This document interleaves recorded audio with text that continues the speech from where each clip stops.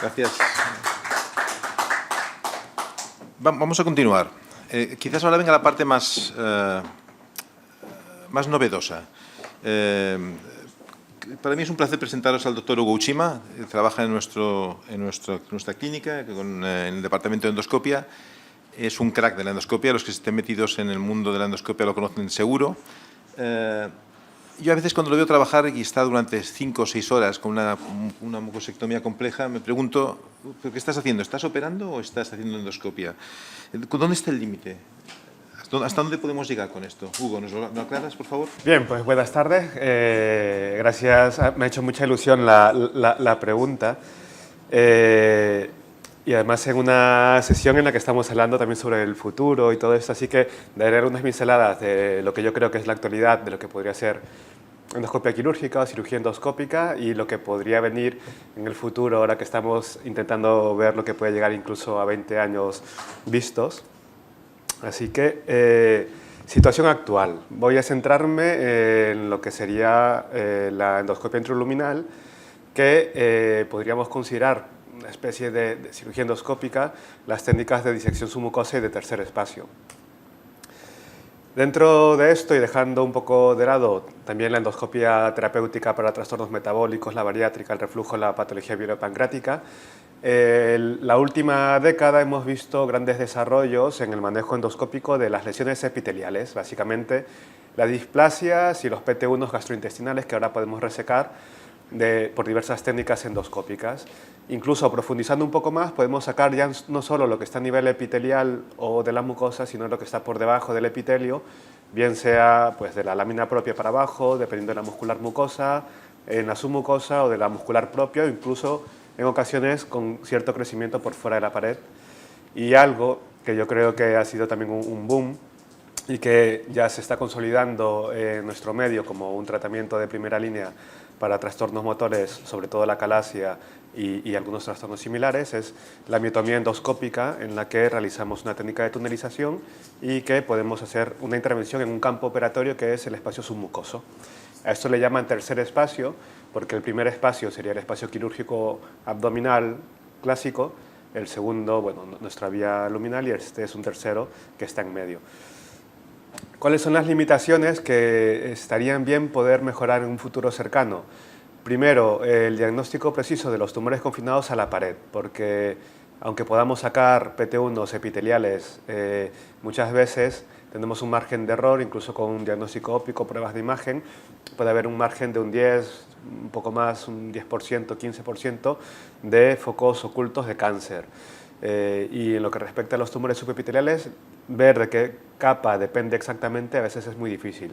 Quizás con biomarcadores que aún no tenemos ninguno exacto y con mejores pruebas de imagen se pueda mejorar esto. Luego tenemos el tema de la miotomía endoscópica que hay que hacer a medida para asegurar el éxito clínico, no quedarnos cortos, por ejemplo, en la calasia, pero tampoco pasarnos y no cortar demasiado músculo, sobre todo de cardias, porque cuando cortamos más de 3 centímetros de músculo de cardias provocamos mayor tasa de reflujo.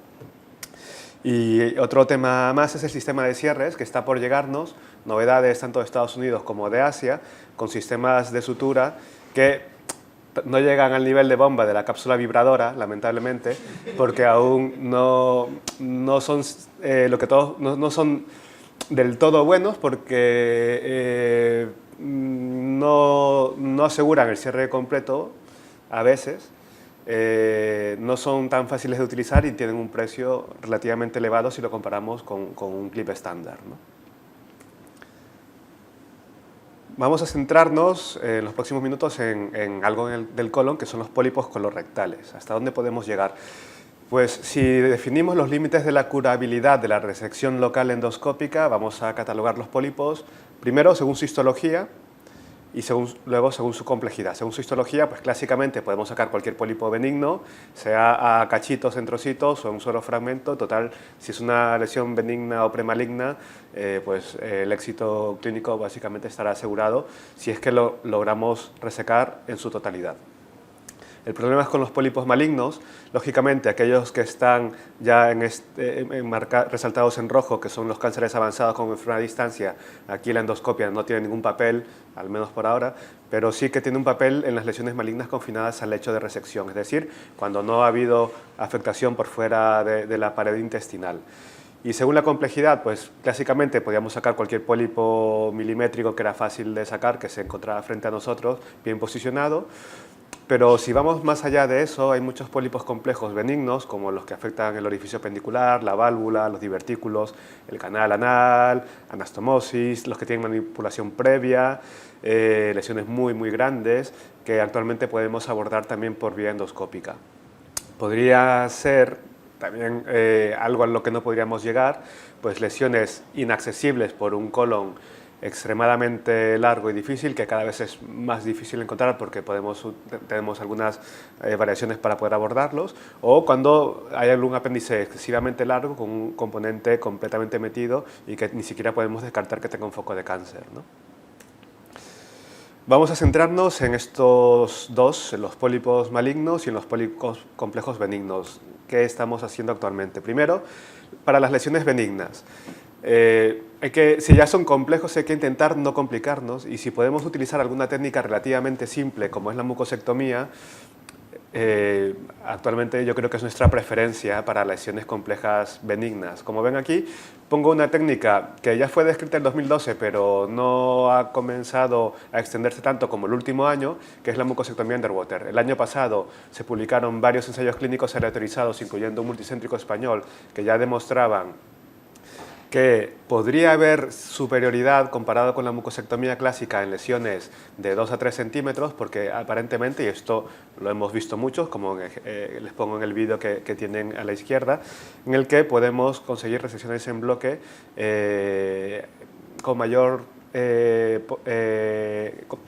número de casos con esta técnica que con la mucosectomía clásica, además de que es más simple, más rápida y puede ser quizás más ecológica porque no usamos una aguja de inyección. Ahora el tema del agua es otra cosa.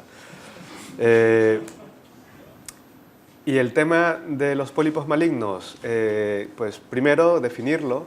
Es un pólipo con cáncer que atraviesa la capa muscular mucosa hacia la submucosa, y hay que diferenciarlo porque a diferencia de esófago o estómago, en el que un PT1 ya es un carcinoma intramucoso, en el colon, debido a que cualquier lesión, aunque tenga aspecto de cáncer, si está confinado a la mucosa, prácticamente no tiene riesgo de diseminación ni de afectación a distancia. Pero esto siempre y cuando se haya podido hacer un análisis histológico adecuado, es decir, hayamos podido asegurar que la totalidad de la lesión tenía una afectación confinada a la mucosa. Por consenso se le llama displasia de alto grado entonces a la displasia epitelial glandular que está confinada al epitelio glandular del adenoma, o también al carcinoma intramucoso, siempre y cuando no haya roto la muscular mucosa y no haya entrado a la submucosa. A partir de allí, cuando ya este carcinoma entra a la submucosa, es el pólipo maligno, o en este caso el PT1, como ven en este ejemplo. ¿Y cómo lo podemos sacar? Pues primero tenemos que saber si son buenos o malos, y aquí viene el problema. Actualmente solo podemos basarnos en el estadiaje histológico luego de sacar la muestra para saber si eran los buenos o los malos. ¿Y cuáles son los buenos y cuáles son los malos? Pues los buenos serían los que tienen un riesgo extremadamente bajo o muy bajo de que vayan a dar un problema en el futuro. Es decir, por lo menos de un 1% de cáncer residual, afectación linfática, metástasis o mortalidad por el cáncer, que puede, lamentablemente es que los pólipos malignos pueden dar incluso metástasis hasta 6-7 años después, ¿no? Entonces, el tema es que antes de abordarlos necesitamos aún, y esperemos que en un futuro entre inteligencia artificial, biomarcadores y probablemente mejores técnicas de imagen, podamos predecir cuáles van a caer en el grupo de pólipos buenos, entre comillas, y los que son muy malos, ¿no? O PT1 buenos y PT1 malos. Los malos actualmente son los que tienen cualquiera de estos factores de riesgo, pobremente diferenciado, invasión angiolinfática o un budding de alto grado. y puede caer en la discusión si el margen profundo está afecto o si la invasión submucosa es el único factor aislado de riesgo. En este caso, pues ya los riesgos de enfermedad a distancia superan a la mortalidad quirúrgica, se recomienda la cirugía de entrada, pero aún tenemos que identificar cuáles son. ¿Por qué? Porque, como ven aquí, el riesgo más alto no supera el 16% en este caso, con lo cual muchas de estas cirugías también acaban siendo limpias. Endoscópicamente, ¿cómo los podemos sacar? Pues teníamos ya también ha avanzado mucho esta última década la disección submucosa, que es la única que nos permite la resección en bloque de esta lesión, pero aunque en 2018 ya se había descrito esta técnica, actualmente está en estudio la disección endoscópica intermuscular. La disección endoscópica intermuscular fue descrita por los japoneses para lesiones fibróticas, pero el equipo holandés de Leon Muns ya publicó su primera serie con resultados, con un éxito técnico aceptable. Y lo que hacen es, entran como si fuera un POEM. Separamos la capa muscular de la circular interna de la longitudinal externa en el recto, esto solo en el recto por debajo de la deflexión peritoneal, inyectamos porque hay tejido conectivo, no es tan abundante como la submucosa, pero hay un tejido conectivo que nos permite encontrar otro campo de trabajo. Separamos la circular de la longitudinal y nos permite sacar ya toda la lesión, incluyendo toda la submucosa en caso que haya una invasión submucosa profunda, porque nos estamos llevando la pared muscular interna, ¿no? La circular interna en este caso. La indicación de esta técnica está en estudio, pero serían básicamente los T1 con sospecha de invasión profunda por diagnóstico óptico endoscópico, siempre y cuando, al menos en el estudio que ellos publicaron, por reso se hayan excluido adenopatías, claramente patológicas, y lo que consiguieron fue un R0 histológico en el 81% de los casos, con una curación de casi la mitad de los casos, es decir, pacientes que tenían signos de invasión profunda, pero que eran pólipos malignos de bajo riesgo. Pero podemos ir un poco más allá y podemos profundizar un poco más. Esto ya no lo usamos tanto en el recto, sino más bien en el colon, que es la técnica de resección endoscópica transmural, que esto también ya lleva unos cuantos años, fue escrita en 2014, pero actualmente lo utilizamos ya no solo para pólipos benignos complejos, sino sobre todo con la idea de manejar pólipos con sospecha de PT1. En este caso era un pólipo de riesgo, no era un pólipo maligno diagnosticado, pero por diagnóstico óptico asumíamos que podía haber un riesgo de que lo tenga. Entonces probamos la traccionabilidad de la pared con este capuchón, vemos que entra la lesión y luego ya abrimos el kit de resección transmural. Para esto hemos marcado la lesión también, porque si no luego nos va a ser difícil de identificar. Ahí vamos navegando, un poco de cámara rápida en el vídeo. Llegamos a la lesión, la afrontamos y utilizaremos una pinza de tracción para introducir el tejido marcado dentro de ese capuchón. Y como ven en el esquema que tienen a la derecha, la lesión diana es introducida dentro del capuchón con esta pinza. Aquí perdemos la visión endoscópica, liberamos un clip que se libera conforme avanza ese anillo blanco que veían allí. Este clip ya está liberado y con un asa precargada que ya no vemos, realizamos el corte por encima del clip. Entonces, si no estuviese el clip aquí, quedaría un agujero, pero al dejar el clip, como ven ahí, ya la pared queda cerrada. Esta es nuestra sutura endoscópica, digamos. En este caso, como veían, era una resección transmural en que se veía la serosa por la parte de atrás y era un PT1 de bajo riesgo. Para esto, la clave es la tracción adecuada. El tamaño también, de entrada, sabemos también por metaanálisis de los últimos años, porque ya han habido varios estudios, que los PT1s de hasta 15 milímetros son los que tienen mayor tasa de curabilidad por esta técnica. Primero, porque el éxito técnico está más asegurado. Como ven, al ser esto pues una técnica en la que se usa el asa, hay una limitación del tejido que puede entrar debido al tamaño del asa. Aunque podemos sacar lesiones incluso de 4 o hay algún reporte de 5 centímetros, para un PT1 en el que la pared está más indurada, probablemente el punto de corte de 15 milímetros pueda ser adecuado, además que muchos PT1s que tienen potencial curativo no sobrepasan ese tamaño en el colon. Y ahora, un poco ya de la parte filosófica para acabar, ¿qué más podemos esperar de aquí a 20 años? Primero, la Green Endoscopy, endoscopia para un presente y futuro sostenible. Seguramente habrán estudios, evidencia de qué materiales se pueden reutilizar y que sean seguros para reutilizar y cómo prolongar la vida de materiales, entre comillas, caducados, ¿no? Esto quizás materia de estudio y que ya el tiempo nos dirá para dónde va. Esto es algo que también me gustaría poner al nivel de la cápsula vibradora. Es algo que yo creo que se tiene que trabajar mucho y tiene mucha aplicabilidad.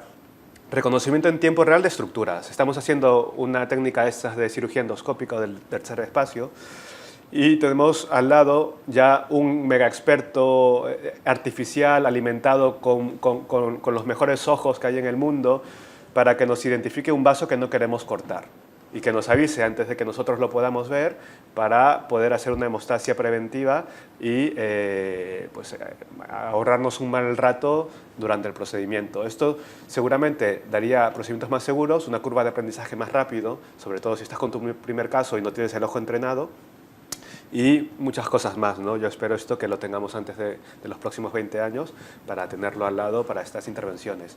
Y luego, pues, la era del Homo Connectus, que en este área pues, sería el cirujano endoscopista. Ya en 2010, antes de la pandemia, pues, Elon Musk con su empresa de Neuralink ya había hecho algunas conexiones neuronales a prótesis. Pues quizás podamos llegar en unos 20 años, no a tanto, pero a tener un ojo más entrenado con estas ayudas. No creo que lleguemos a un ojo biónico mejorado en tan poco tiempo, pero algún día quizás llegue. Manos y extensiones endoscópicas, biónicas o robóticas, que ya llevan en realidad más de una década en desarrollo, pero quizás si le damos 20 años más también puedan llegar. Y un instrumental inteligente, ¿no? Entonces, para acabar, spoilers para las próximas décadas. Hay técnicas que se van a quedar seguro, porque son simples y seguras, baratas, probablemente hasta ecológicas, si las comparamos con otras, como las técnicas clásicas simples, como la polipectomía y la mucosectomía en bloque. Y la sostenibilidad, no lo he hablado, pero la ergonomía es un tema también importante, sobre todo porque también tenemos que cuidarnos a nosotros. Calzado, posición de trabajo, etcétera, y la Green Endoscopy, con lo que comentaba de los materiales. Y algo que espero que llegue muy pronto es esto de la realidad aumentada para trabajar durante el procedimiento endoscópico complejo, que nos ayude a demarcar ya no solo los vasos, sino también la línea por la que hay que cortar, por dónde puede estar saliendo la lesión si es que nos perdemos en la orientación. Y también para seleccionar casos de lesiones que se puedan tratar con fines curativos por endoscopia, para ya poder quitar ese margen de error de 10 a 15% de PT1s que no sabemos si podemos curar o no, o al revés, no enviar pólipos que tienen riesgo aparente, pero que luego en la cirugía estaba todo confinado a la pared. Seguramente biomarcadores y, como comentaba, inteligencia artificial nos pueden ayudar a bajar esos márgenes de error que ahora manejamos. Y en la época de la endoscopia avanzada, con John Carles Balboa, seguramente el Homo Connectus llegará en algún momento. Y eso era todo. Muchas gracias.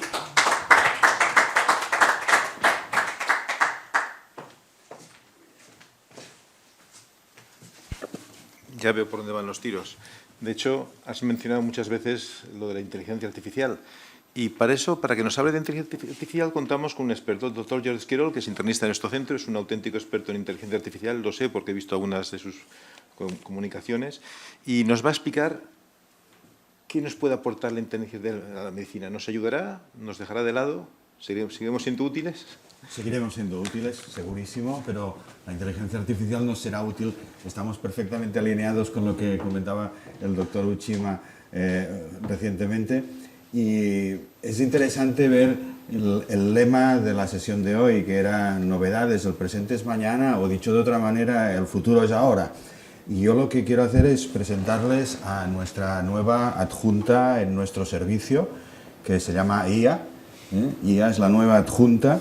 Es una adjunta todavía joven, pero que es muy prometedora y realmente nos va a ayudar muchísimo en muchas cosas. Evidentemente es una broma, pero sí que puede ser muy útil. Primero vamos a presentar ahí a quién es IA. Pues IA es la inteligencia artificial, que es aquellos sistemas informáticos que lo que hacen es hacer cosas que normalmente estaban atribuidas a los humanos, como percibir a través de la vista, reconocimiento de voz, etc. Y en este último año, de hecho hace prácticamente un año y 2 semanas, que salió la inteligencia artificial generativa abierta a todo el público, que ha sido el que todos conocemos, ChatGPT, etcétera, que es capaz de generar de nuevo, y esa es la característica, de nuevo textos, imágenes, etcétera. Aquí tenemos un ejemplo de imágenes generadas con inteligencia artificial, que son las que voy a utilizar durante esta charla, porque en realidad son libres de derechos y entonces no tenemos ningún problema. Y ahí, si ustedes utilizan Edge, el navegador Edge, ven ustedes este botoncito que queda arriba a la derecha. Este es el Copilot, es el Copilot de Microsoft, y simplemente tienen que clicar aquí, se les abre esto, y aquí yo he puesto, como ustedes pueden ver en el cuadrado azul, crea una imagen realista que muestra una mujer gastroenteróloga analizando mediante inteligencia artificial imágenes de una colonoscopia en un monitor. Y me ha dado estas cuatro imágenes, que son muy chulas, las vamos a ir utilizando y utilizaremos otras. Simplemente no hay que saber nada, y esta es una de las grandes ventajas de la inteligencia artificial generativa, que simplemente tú le pides en tu lenguaje aquello que quieras. Se lo puedes pedir, aquí se lo he pedido en catalán, digo en castellano, lo podemos pedir en catalán, en francés, en chino, en ruso, le da igual, porque absolutamente lo entiende. Pero lo que viene es, nosotros podemos utilizar como médicos, como especialistas, podemos utilizar la inteligencia artificial en nuestro día a día. Pues estamos viendo que sí, tanto para la asistencia sanitaria como para la creación de evidencia científica, como para la actualización científica y la búsqueda de evidencias. Veremos algunos ejemplos, solo tenemos un cuartito de hora y el número de herramientas que tenemos son cientos. Vamos a ver algunas y simplemente vamos a ver también la fiabilidad científica que tienen algunas de ellas. En el World Journal of Gastroenterology de este mismo año, de enero de este año, salió un artículo que nos dice hacia dónde estamos yendo con la inteligencia artificial y la enfermedad inflamatoria intestinal. Y lo que vemos es que el número de artículos publicados en los 2 últimos años se ha duplicado, y hay más de 100 artículos cada año dedicados a enfermedad inflamatoria intestinal e inteligencia artificial, simplemente uniendo estos dos conceptos. Y las conclusiones del artículo nos dicen pues, que la inteligencia artificial parece ser una herramienta extremadamente prometedora, tanto para el diagnóstico como para el tratamiento, como para el seguimiento de los pacientes.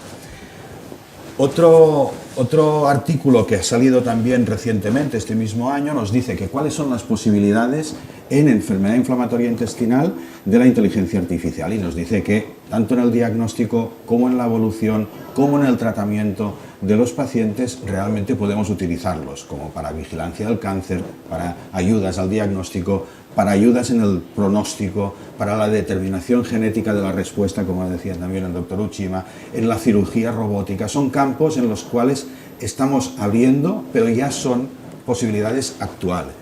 Y en el futuro nos dicen pues que esperamos que la inteligencia artificial se convierta en una piedra angular de la endoscopia y del tratamiento de las enfermedades inflamatorias intestinales. En la asistencia sanitaria, ¿qué podemos ver? En la asistencia sanitaria podemos ver ya que nuestros pacientes están utilizando la inteligencia artificial antes o después de venir a nosotros. Como decía un compañero de ISATMU, antes iban al doctor Google, pero doctor Google se ha jubilado, y ahora la gente va, o nuestros pacientes van a ChatGPT, van a BART, o más recientemente van a Copilot de Microsoft, o van a Gemini, que se va a abrir en pocas semanas en Europa. En estos momentos está abierta en Estados Unidos y solo en inglés, pero en pocas semanas vamos a tener Gemini, que es la evolución de BART de Google. Son los dos grandes. Pero también lo pueden hacer desde el teléfono móvil, desde su teléfono móvil. Yo les recomiendo que se instalen esta aplicación porque es realmente interesante. Se llama Ada, es gratuita absolutamente, y como ven aquí me dice: hola Jordi, soy Ada, puedo ayudarte para aprender algo más acerca de tu salud. Y entonces tú aquí le pones, yo he hecho un fingimiento de que tenía un problema.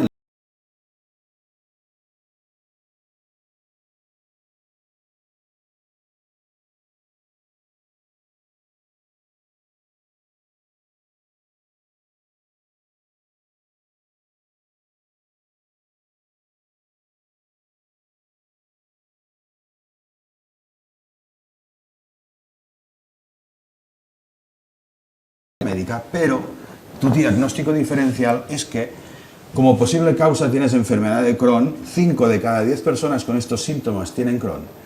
Colitis ulcerativa o colitis ulcerosa es la segunda causa, 1 de cada 10 personas con tus síntomas tienen colitis ulcerosa, y causas menos probables, la enfermedad celíaca, 6 de cada 1000 con estos síntomas tienen esta condición.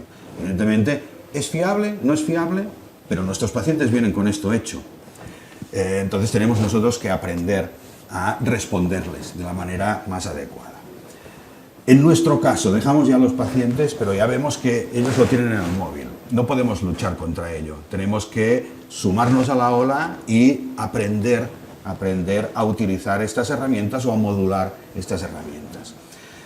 Para la detección del cáncer colorectal probablemente ya conocen el sistema GI Genius, que aquí tenemos el listado de todos los hospitales públicos que lo tienen en España, o sea que realmente no es una cosa extraña, no es una cosa de futuro, está en muchos hospitales de nuestro país, y han hecho una revisión bibliográfica los del Sistema de Salud catalán, que lo publicaron el mes pasado, en noviembre de 2023, que dice que es una revisión sistemática de 106 estudios, solo incluye 2 ensayos clínicos, y nos dice que los resultados de esta revisión es que la seguridad de esta herramienta es la misma que con la endoscopia sin inteligencia artificial, pero que aumenta el número de detección de adenomas detectados con la inteligencia artificial, también aumenta el número de pólipos y sobre todo aumenta la tasa de detección de adenomas menores a 10 milímetros con la inteligencia artificial respecto a simplemente la visión del especialista. Y esto con un riesgo de sesgo de los estudios realmente bajo. Por lo tanto, vemos cómo está yendo hacia aquí este sistema y ya lo tenemos en casa. Un metaanálisis también publicado este mismo año nos dice que la colonoscopia asistida por inteligencia artificial mejora la detección de pacientes con adenomas avanzados y otra vez el aumento significativo en la detección de adenomas diminutos y pequeñitos. Y de esta revisión sistemática, si se fijan, aunque sea pequeño el mapa, entre los ensayos clínicos incluidos en esta revisión hay 2 provenientes de España. Por tanto, estamos también a la cresta de la ola en nuestro país. En iScience se publicó también una revisión sistemática sobre el diagnóstico de remisión de los pacientes con enfermedad inflamatoria intestinal, y nos dice que la sensibilidad y la especificidad combinadas de la IA para diagnosticar la remisión endoscópica en colitis ulcerosa fue del 87 y del 92% respectivamente, y nos dice que este modelo de inteligencia artificial funcionó independientemente de qué criterios internacionales utilizáramos, que funcionaba siempre bien. Eso en la clínica vemos que como especialistas nos puede o les puede a ustedes beneficiar realmente el uso de la inteligencia artificial. Pero ¿y en la investigación? ¿Cómo podemos utilizar la inteligencia artificial en investigación? Que quizás un poco más mi campo, porque como saben yo no soy gastroenterólogo, pero mi campo sí que en el sistema universitario estoy más metido dentro de la investigación. Esto es una herramienta de inteligencia artificial muy fácil, que todos lo hemos utilizado probablemente, Google Traductor. Si se han fijado, todos los metaanálisis, etcétera, que he presentado antes, estaban en castellano. Ninguno de ellos originariamente estaba en castellano. Yo simplemente he cogido el PDF, lo he metido en Google Translator, aquí, lo he bajado aquí, a esta nubecita de aquí, le he dicho tradúcemelo, y me lo ha traducido al castellano o a la lengua que yo quisiera. Esta es la revisión de iScience que citábamos justo ahora, y nos contesta, Google Translator nos contesta así en castellano, incluso conservando el tipo de letra, la coordinación de la paginación, etcétera, etcétera. Es fantástico. Aquellos que tengan un poco de dificultad o incomodidad a la hora de leer en inglés, o aquellos artículos que nos pueden interesar y están en coreano, están en chino, están en ruso, simplemente los descargamos el PDF, los metemos aquí o en muchas otras herramientas que van igual de bien o incluso mejor que el de Google Translator, y podemos leer cualquier artículo en cualquier idioma, porque realmente es muy importante y muy interesante. Aquí tenemos Semantic Scholar, que es una herramienta que estamos utilizando hoy día muy ampliamente, que es un buscador a la antigua usanza, como el antiguo PubMed de toda la vida, que para nosotros ya es de toda la vida, pero muchos de nosotros empezamos a hacer investigación sin PubMed, si recordamos aquellos Index Medicus de hace un montón de años, pues Semantic Scholar es como una especie de PubMed, pero no solo bebe, a ver que no veo el cursor, aquí, no solo bebe de PubMed, como vemos aquí, sino que bebe de medRxiv, bebe de bioRxiv, bebe de Sage, de Springer, de Walters and Kluwer, de Wiley, etcétera, etcétera, de todos estos repositorios, y te busca la evidencia científica de más de 214 millones de artículos. Brutal. ¿Qué tiene de interesante? Pues de interesante tiene que es como un buscador al uso. Aquí hemos puesto tratamientos biológicos en enfermedad de Crohn y enfermos con insuficiencia renal o enfermedad renal crónica. Y entonces él nos dice, he encontrado 14 resultados, 14 artículos, los podemos ordenar de la manera tradicional como en PubMed, y entonces aquí los hemos ordenado por relevancia. ¿Y qué información nos da de estos artículos? Pues muy interesante, porque va un paso más allá de PubMed. Y aquí tenemos los diferentes artículos, vemos cómo tenemos los enlaces al PDF, a PubMed, lo podemos guardar, lo podemos citar, pero hay un TLDR. TLDR, ¿qué quiere decir? Es una sigla que está saliendo en inteligencia artificial continuamente. Es too long, didn't read. Es demasiado largo, no me lo he leído. Y entonces él te da un resumen en una frase que te dice, pues esto es un caso clínico de un paciente de 61 años que depende de esteroides, etcétera, etcétera, y te hace un pequeño resumen del abstract. O sea, va más allá del PubMed. Y además te dice el número de citas, te abarca el PDF, te envía el PDF si está gratuito, si no te envía a PubMed y a la revista, por lo tanto es muy interesante. Y a partir de Semantic Scholar, tenemos otra herramienta muy interesante también para nosotros, los clínicos, que es consensus.app. Consensus.app es un buscador de consenso científico, y lo están utilizando en estos momentos todas estas grandes empresas o universidades, además de otras. Estas son los que declaran que la están utilizando, y aquí yo le he puesto una búsqueda de ¿son los tratamientos biológicos indicados en la enfermedad de Crohn leve? Y a ver, que la pregunta se la pongo en un lenguaje como muy natural, no es utilizando las palabras clave del MESH y del DEX y ir buscando todos aquellos descriptores, sino que simplemente yo le pongo una pregunta. Y entonces él me da unos resultados, me dice, mira, he encontrado 12 resultados relevantes, perfecto, me hace un resumen de lo que dicen estos 12 resultados, que yo puedo ir eliminando o poniendo resultados nuevos. Dice, estos estudios sugieren que los biológicos pueden ser efectivos en prevenir la enfermedad de Crohn o la recurrencia de la enfermedad de Crohn, bla, bla, bla.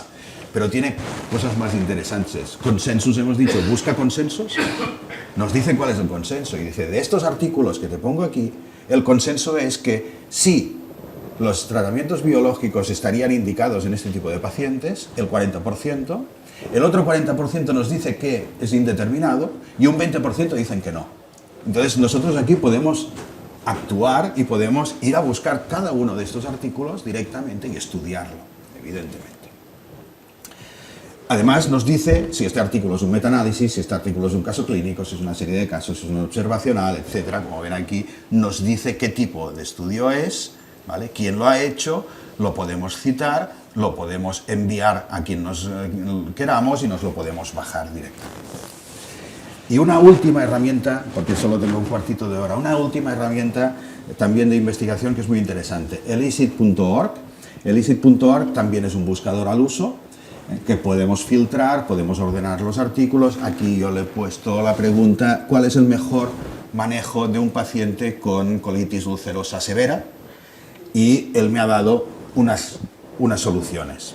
Y aquí vemos cómo me dice un montón de artículos. Hacia abajo hay más, ¿vale? Yo puedo ir poniendo en las estrellitas, puedo ir seleccionando cuáles quiero y luego refrescar, porque aquellos que no me interesan los voy quitando. Pero aquí abajo vemos que podemos añadir información de las que nos interesa, y podemos resultados, tipo de pacientes, intervención realizada, número de pacientes, diseño del estudio, etcétera, etcétera. Todas aquellas enormes tablas de una revisión bibliográfica en columnas todas esas columnas y otras que queramos inventarnos nosotros, podemos generar columnas y él en formato tabla nos va dando los resultados de cada uno de ellos.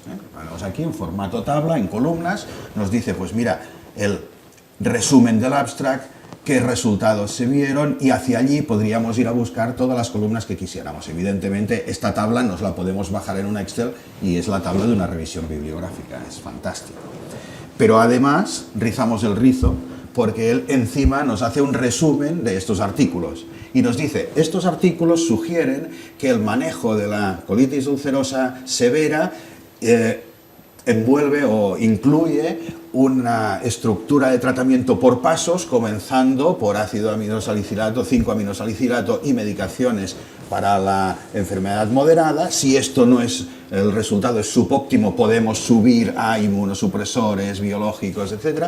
Y nos va diciendo la referencia bibliográfica de cada uno de ellos.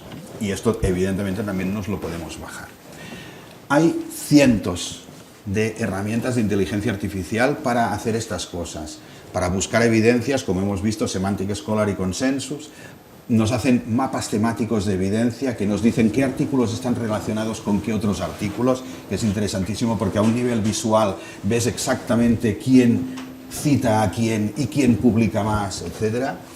Podemos además cargar un PDF en una herramienta, que eso se puede hacer directamente en el Copilot de Microsoft, pero hay otras que están específicamente dedicadas a ellas, y chatear sobre ese artículo y decir, ¿qué quiere decir la tabla 3 que no la entiendo? Y él te dice, pues la tabla 3 te estás describiendo cómo son los pacientes y cuáles son los resultados, y te dice que la P es significativa en este caso y en ese otro no, etcétera, etcétera. O le dices en el párrafo 2, ¿qué quiere decir esta palabra?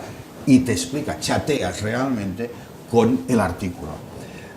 Evidentemente, analizar artículos, elaborar revisiones, como hemos dicho, referencias bibliográficas, elaborar los títulos, te sugiere títulos a partir de tu abstract, te mejora el manuscrito, incluso te dice y te propone en qué revistas puedes publicarlo. Tú pones tu manuscrito allí y te dice, este artículo yo creo que lo puedes publicar en tal revista o en tal otra, y además, si quieres, te modifico el manuscrito para que se ajuste a las normas de los autores de esta revista que tú hayas elegido. Realmente es espectacular lo que tenemos ya ahora.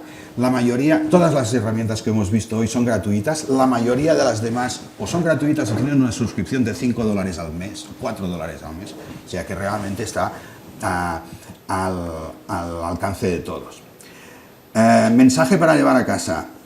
Hay que empezarlo a utilizar esto, no tenemos que tener miedo, no hay marcha atrás, por mucho que quieran decir que esto es malo, que puede ser el final de la humanidad. Evidentemente, si lo utilizamos mal puede ser peligroso, pero si lo utilizamos bien puede ser genial para todos nosotros. Así que muchas gracias por la atención y quedo a sus preguntas.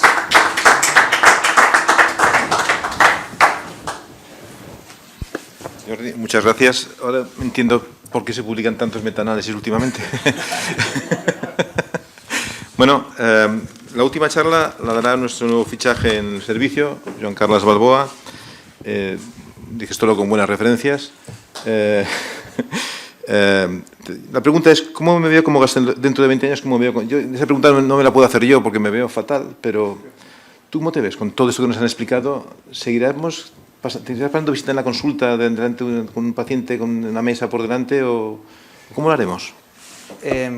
Muchas gracias.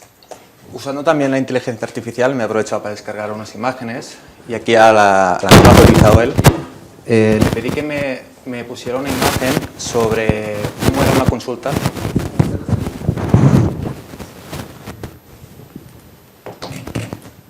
¿Ahora?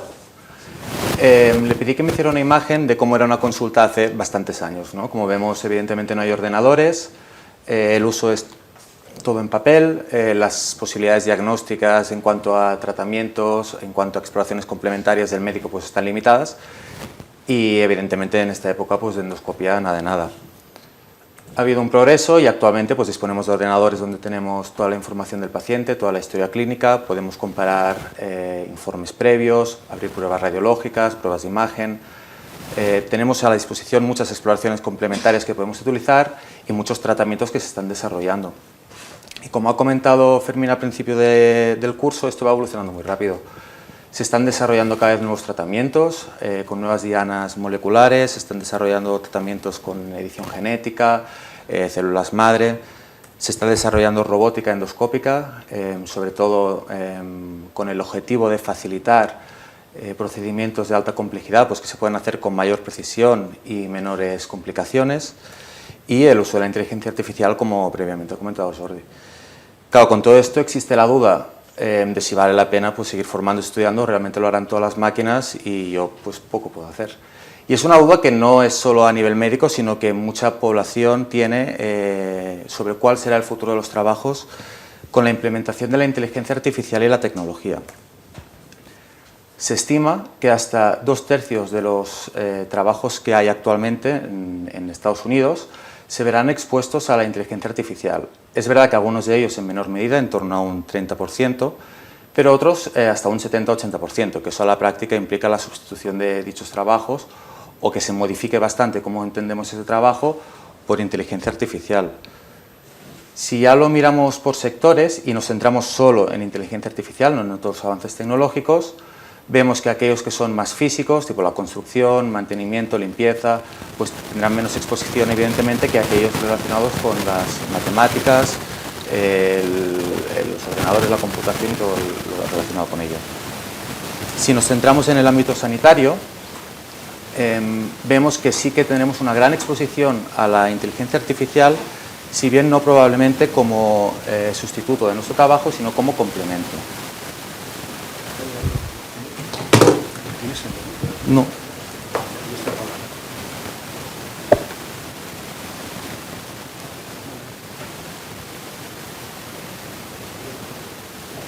Sí, sí.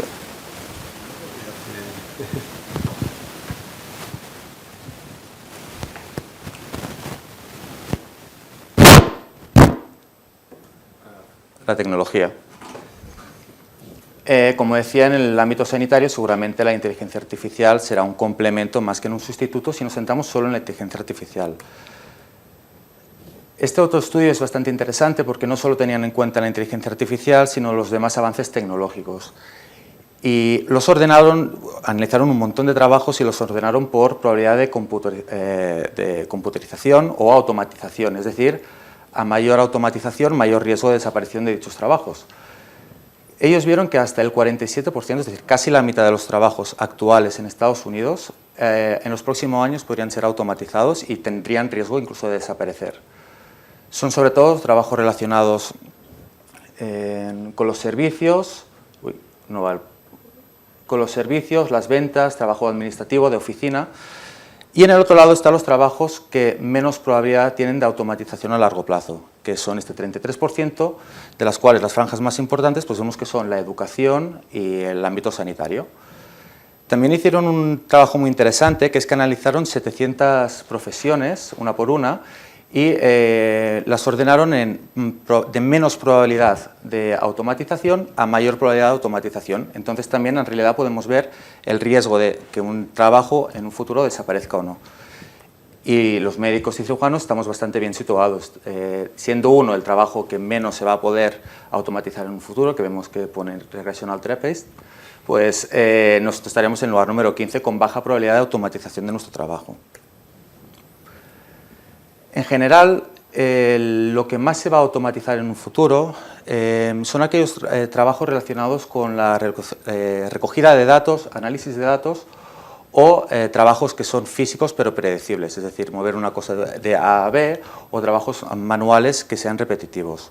Este otro estudio analizaba por diferentes sectores también el grado de potencial de automatización y en el ámbito sanitario vieron que era en torno a un 36%.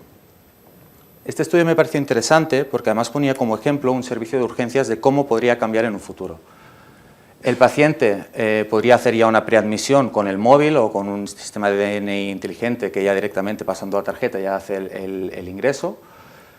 Tendríamos sensores portátiles, ya sean los relojes que actualmente miran la frecuencia cardíaca, pero en un futuro seguramente serán capaces de valorar otras métricas, ya sea glicemias, tensiones, etc. Las camillas en el hospital o las sillas se desplazarían de manera automática donde pues sea necesario, ya sea las pruebas diagnósticas, endoscopias, a la planta de hospitalización. Las pruebas tipo analíticas se extraerían de manera menos invasiva y los resultados los tendríamos de manera más inmediata, cosa que también ahorraría costes de tiempo.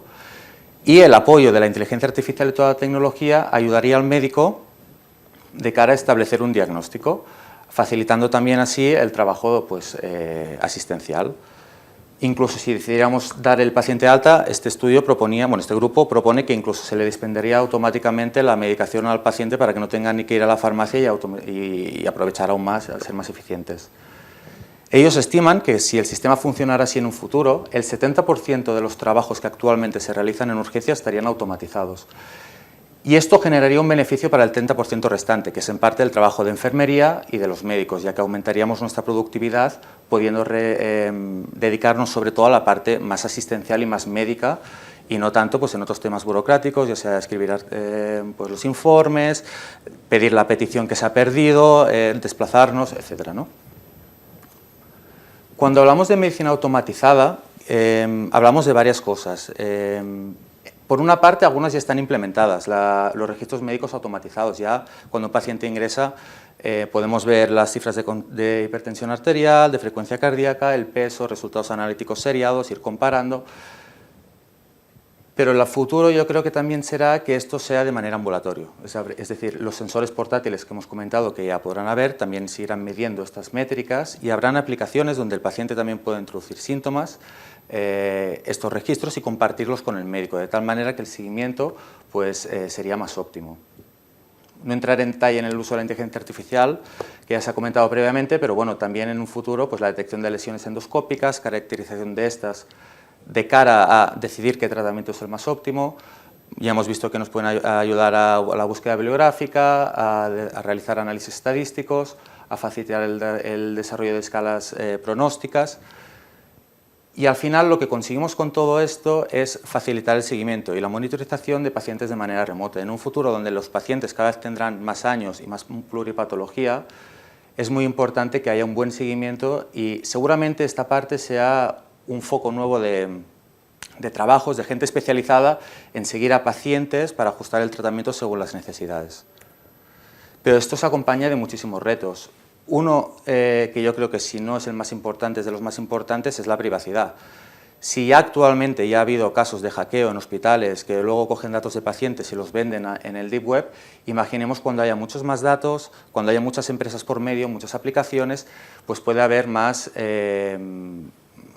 posibilidad de que pueda haber un hackeo o una cosa similar. Además, por ejemplo, en el tema de la detección de pólipos, los estudios de inteligencia artificial están basados en bases de datos muy concretas, en determinados países, determinados centros, con unos endoscopistas concretos y unos pacientes preseleccionados. Claro, si queremos que esto se implante de manera universal, necesitamos que las bases de datos sobre las que se basa la evidencia de esta inteligencia artificial pues sean universales para poderlo implementar de manera global. Otra cuestión que no es poco importante es los costes. Antes hemos hablado de los costes de determinados fármacos que están incrementando de manera muy importante. Si a esto le añadimos los costes de implementación del avance tecnológico, pues evidentemente hay que tenerlo en cuenta. Al final el sistema sanitario tiene que ser a la larga viable o lo más viable posible, porque si no acabará pues, evidentemente sin poderse realizar. Y habrá que medir bien el coste-beneficio de implementar cada una de estas medidas. Al final no hay que olvidar que la mayoría de estas ayudas que tendremos precisan de una validación externa por parte del médico, es decir, no lo sustituyen, sino que necesitaremos que nosotros validemos la información que nos da y confirmarla o descartarla. Y luego ya entramos en temas donde la inteligencia artificial o la tecnología de momento está lejos. Por ejemplo, en temas éticos, dilemas morales, esto no entra. Entonces, esto seguirá siendo tarea nuestra el tener en cuenta pues, dilemas morales que puedan aparecer durante el tratamiento de un paciente. Y como ha comentado Jordi antes, pues el uso de la inteligencia artificial por parte del paciente puede influir en la relación médico-paciente. Si ahora ya vienen con búsquedas condicionados, cuando les hayan explicado muy bien, como ha comentado, con un diagnóstico establecido, o nosotros vamos muy preparados, estamos actualizados, o realmente puede alterar nuestra relación con el paciente. Y es que al final el pilar de la medicina actual, y que yo creo que en un futuro también será el pilar de la medicina, es la relación médico-paciente. Basada en la confianza que tenemos con el paciente, la empatía, el entender lo que te está diciendo y una comunicación efectiva, Cuando hay una buena relación médico-paciente, el paciente mejora tanto el seguimiento, la adherencia a tratamiento, como la respuesta a tratamiento. Y esto hay varios estudios que lo demuestran, que cuando un paciente se encuentra mal, tiene un problema, busca a un médico, lo encuentra, y esta primera visita o las visitas sucesivas cuando tiene este problema es adecuada y ahí se establece un buen vínculo, aumentan los efectos placebo de la terapia que podamos estar dando y disminuyen los efectos nocivos. Y no hay que olvidar que en algunas de las patologías que vemos habitualmente, este efecto puede ser de hasta el 40-50%, y esto está lejos de que la inteligencia artificial, de momento, a 20 años, que hemos preguntado, lo pueda suplir. Y también hay la parte más humana, más allá de establecer el vínculo con el paciente, del apoyo emocional, cómo comunicar una mala noticia, ¿no? O sea, cuando diagnosticamos una neoplasia en endoscopias o cuando sospechamos por una prueba de imagen que pueda tener algo, cómo le explicamos al paciente, cómo adaptamos el lenguaje según cómo lo vamos viendo, ¿no? El vínculo este que se crea, pues evidentemente esto está lejos de que se pueda realizar de manera automática. Le pregunté a la inteligencia artificial, igual que me hizo las imágenes de una consulta antigua y una consulta actual, que me hiciera una imagen de una consulta de aquí 20 años. Y me hizo esta imagen. Él explicaba que había una doctora con un ordenador, que supongo que tiene doble pantalla, porque desde aquí vemos lo que está viendo, y la paciente con gafas de realidad aumentada viendo resultados de pruebas que le habían hecho. Pero yo no estoy muy de acuerdo en que esto sea la medicina del futuro, porque al final la segunda parte de lo que he comentado, toda la parte humana, no la tiene en cuenta. Yo creo que la cosa será un poco más así. Usaremos la tecnología, los avances tecnológicos para facilitar el diagnóstico, facilitar el manejo, el tratamiento, la robótica endoscópica, si se acaba implementando, también la utilizaremos, diagnosticaremos cada vez más lesiones, las podremos sacar de manera menos invasiva. Nos podremos ayudar de toda esta tecnología, pero al final el pilar, la base de la medicina es la relación entre médico y paciente, y esto yo creo que no va a modificarse especialmente en los próximos años. Muchas gracias.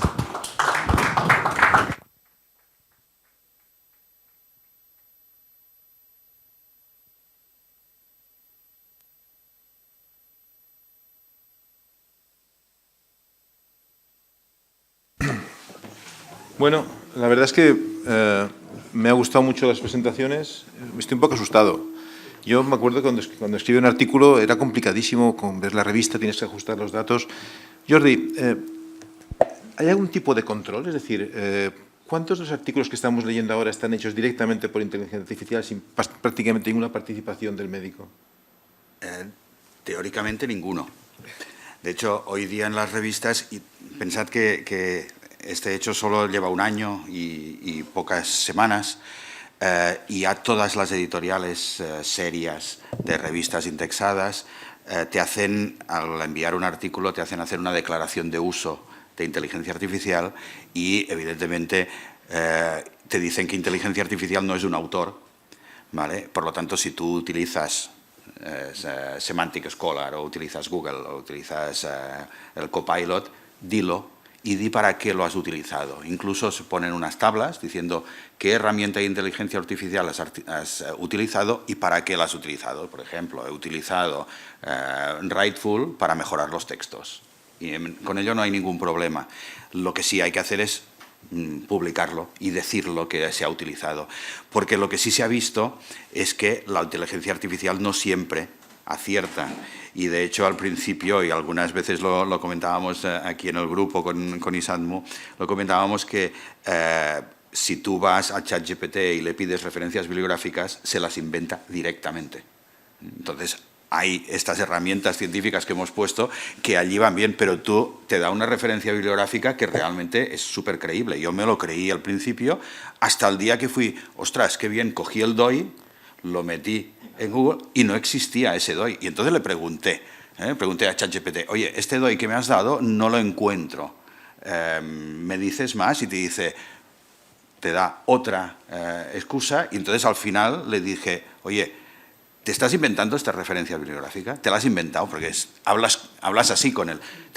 Y te dice, perdona, seguramente me debo haber equivocado, quizá mi fiabilidad no es suficientemente, que casi daba pena. Entonces dices, cuidado con el uso, porque puede ser realmente malo, pero evidentemente puede ser muy útil. Y en este momento, si utilizamos herramientas, lo tenemos que declarar en el momento de publicar el artículo. Una pregunta más. Hugo, hemos visto lo que es capaz la inteligencia artificial.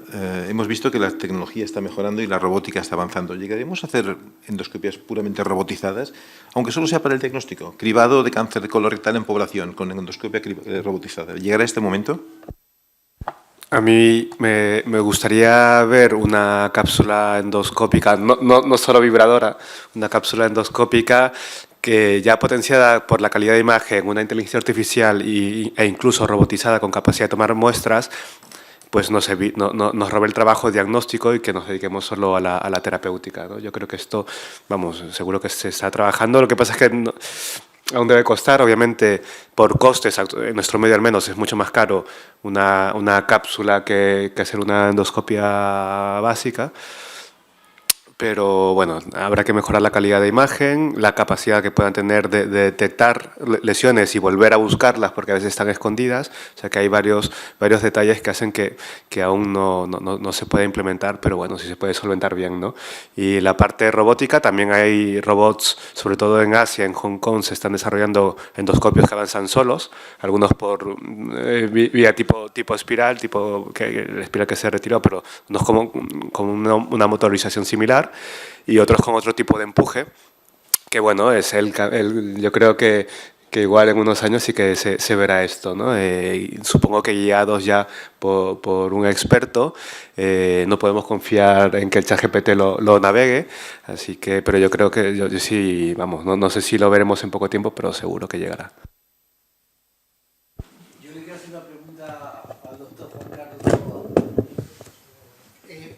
Durante los últimos años, siempre en el curso de residentes de gastroenterología, siempre yo hacía una pregunta y casi todo el mundo iba hacia la tecnología, la endoscopia, las técnicas diagnósticas y cada vez menos a los aspectos. Ahora, ya está. Bueno, pues eso, durante los últimos años yo he tenido la sensación de que la gente más joven iba a los aspectos más técnicos, endoscópicos. ¿Crees que esto puede hacer que uno, y menos a los aspectos más clínicos, vais a tener que cambiar vosotros el perfil? Es decir, porque esa parte más tecnológica seguirá habiendo endoscopia avanzada, pero habrá que centrarse un poco más en lo de la comunicación médico-paciente, los trastornos funcionales y no solamente las partes más tecnicistas. Yo creo que la población, bueno, la gente joven se irá adaptando según las ofertas que haya de trabajo en ese momento. Actualmente, con el boom de la endoscopia, tanto trabajo que hay de endoscopia, pues mucha gente, evidentemente, pues está tendiendo hacia ir hacia ahí. Si en un futuro, con la inteligencia artificial, los avances tecnológicos, como comenta Hugo, al final solo habrá unos endoscopistas que se dedicarán a resecar X lesiones, evidentemente no hará falta tanta gente que se dedique a esa parte. Y si bien ya habrá gente que porque le gusta y ya se dedica a la parte más clínica, mucha de esta otra gente pues se tendrá que reconvertir, es decir, que no falte trabajo, que yo creo que no falte trabajo en un futuro como gastroenterólogo, no quiere decir que todo el trabajo sea igual que ahora, o sea, se tendrá que adaptar y entender que al final la parte clínica es la que es más difícil de sustituir y mucha gente se acabará reconvirtiendo otra vez hacia la clínica. Bueno, muchas gracias a todos los ponentes. La verdad es que ha sido una sesión súper interesante. Esta última parte me ha parecido apasionante. Me he hecho fotos de las páginas web solo para jugar después con ellas un poco. Gracias. Pues desde aquí vamos a dar por cerrado el 11º curso de enfermedades del colon. A los que lo habéis visto ahora y a los que lo vais a ver con posterioridad, espero que os sea de utilidad. Yo me lo he pasado fantásticamente bien y he aprendido mucho. Muchas gracias.